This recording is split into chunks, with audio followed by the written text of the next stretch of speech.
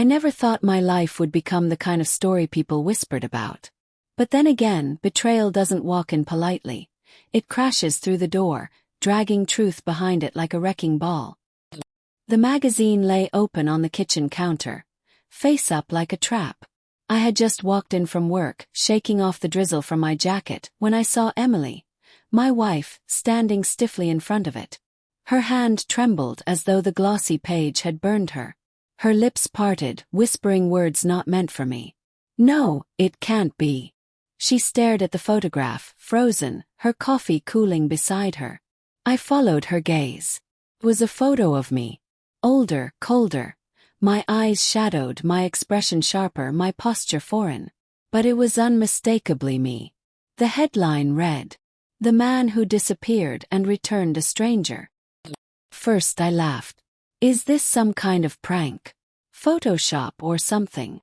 But Emily's face, pale, rigid and guilty, told me otherwise. "Where did you get this?" I asked, my voice tight. She didn't answer. She flipped the page shut so quickly it bent in the middle, shoving the magazine against her side like a child hiding stolen candy. "Emily," I said slowly, carefully, "what is going on?" She shook her head, muttering, "It's nothing. Just an article. Just something stupid." But her eyes refused to meet mine. And that's when I knew. Something in her broke before I even touched the truth. For months I'd felt it, that sliver of distance creeping between us. The way she turned her phone upside down when it buzzed. The late nights at book club. The vacant smile when I asked how her day had been. I wanted to believe it was stress, exhaustion, life. But now, seeing her reaction to that magazine, I realized it wasn't just distance. It was a chasm. I leaned against the counter, my jaw tightening. "Emily, tell me, why are you acting like that's me? Why are you shaking?" Finally she exhaled, her voice thin as tissue. Because he looks exactly like you." "Exactly. Just harder. Older. Like you in 10 years. And seeing him. I don't know, it just." She pressed her fingers to her lips, as if holding back something poisonous. I grabbed the magazine from her hand. The article was about a man named Daniel Cross, a financial consultant who had lived 2 towns over. He had vanished for 5 years after a scandal with his firm and returned a different man. The journalist described him as unrecognizable from the warm, gentle husband he once was, now a shell of bitterness and secrecy. The photo beside it was jarring. Same jawline. Same scar above the brow from the bicycle crash I'd had at 16. Same crooked tooth I'd never fixed. I swallowed hard. This guy isn't me, Emily. It's just coincidence. But she didn't look relieved. She looked terrified. That night, long after she fell into a restless sleep, I stayed awake staring at the ceiling. Something about her reaction gnawed at me. It wasn't recognition, it was guilt. I got out of bed quietly and went downstairs. Her purse sat on the couch, her phone inside. I shouldn't have looked. I know that. But marriages don't rot overnight. They die of secrets, and I had just smelled the decay. I unlocked it easily, she'd never changed the passcode. Messages filled the screen. Not dozens. Hundreds. From a contact saved only as D. At first, I told myself it was harmless. Thinking of you. Can't wait to see you. Tonight. But then the words sharpened. I miss your skin. You said you loved how cold I've become. It excites you.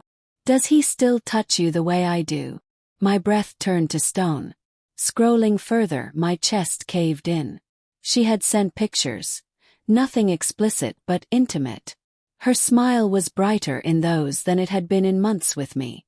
And the worst part. He looked like me. The man from the magazine. Daniel Cross. The next morning I waited at the table, the phone in front of me like evidence in a trial. When she came down, hair damp from the shower, I pushed it toward her. She froze. "Explain," I said. Her throat worked as she tried to swallow words that wouldn't come. "James, please. Explain, Emily. Why are you texting this man? Why does he look like me? Why do you look happier with him than with me?" Tears welled in her eyes, but I didn't feel pity. I felt rage coiling like a fist. Finally, she whispered, "I never meant for it to happen." I laughed bitterly. "They always say that." She tried to reach for me, but I pulled back. "I thought it was just fantasy at first," she said, her voice breaking. "When I saw his face, I thought, it's James. But colder, darker, like some hidden part of you I've never touched. Scared me. But then he found me. He wrote to me after I commented on that article. And I couldn't stop. Felt like being with another version of you. The version who wasn't so gentle. The version who could ruin me, consume me. I don't know why, James. I can't explain it." Her confession hollowed me out. "You betrayed me with my own shadow." A sob. "It wasn't about love. It was about wanting more. Wanting something dangerous." You stood shaking. "Then you didn't want me. You wanted someone who looked like me, but wasn't me." "James. No, don't.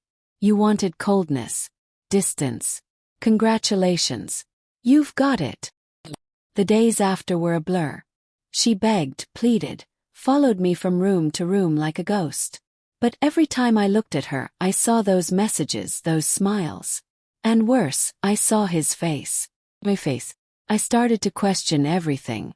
Did she ever love me, or only the idea of me? Was I too soft, too kind, too safe? Late at night, I found myself staring into the mirror, tilting my head the way his did in the photograph. My reflection warped into him. Daniel, the stranger who looked like me, who had taken her without even trying. I stopped eating. I stopped sleeping. I started searching him online, devouring every article, every image. And then one night I drove. His address wasn't hard to find. Public records, a little digging. It all led me to a narrow townhouse 2 towns over. I parked outside, heart pounding, rain streaking the windshield. When he stepped out onto the porch, I almost thought I was hallucinating. It was like watching myself step into another life. Same height, same build, same tired eyes. Only sharper. Harder. As if life had filed him into a blade. He spotted me instantly. His lips curved into a knowing smirk. "You must be James." The sound of my name in his voice, my voice but darker, made my skin crawl. "Why?" I demanded. "Why her?" He shrugged. "She came to me. Said I reminded her of you but better. Stronger." I didn't argue. Rage flared. "You ruined my marriage." He chuckled. "No. She ruined it herself. I was just the mirror she wanted to look into. I wanted to hit him, to erase his smirk, to reclaim something. But standing there, staring at my own face twisted by cruelty, I realized the truth. Emily hadn't chosen him despite our similarity. She chose him because of it. I went home that night broken but clear.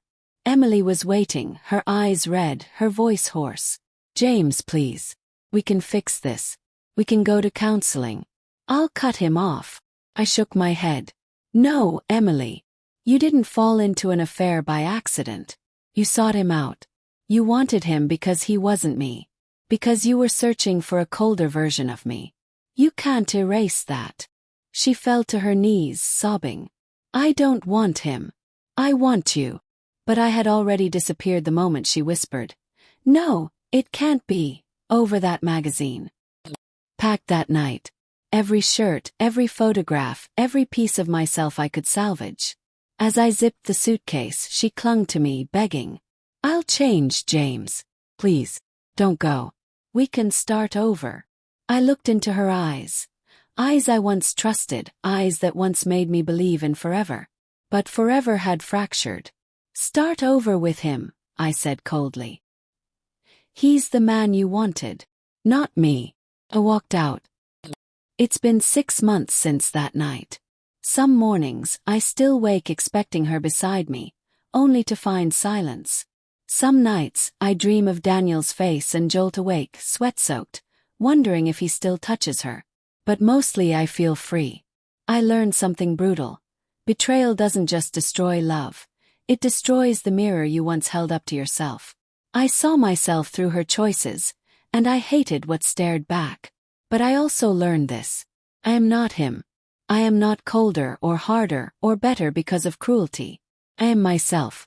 And that has to be enough.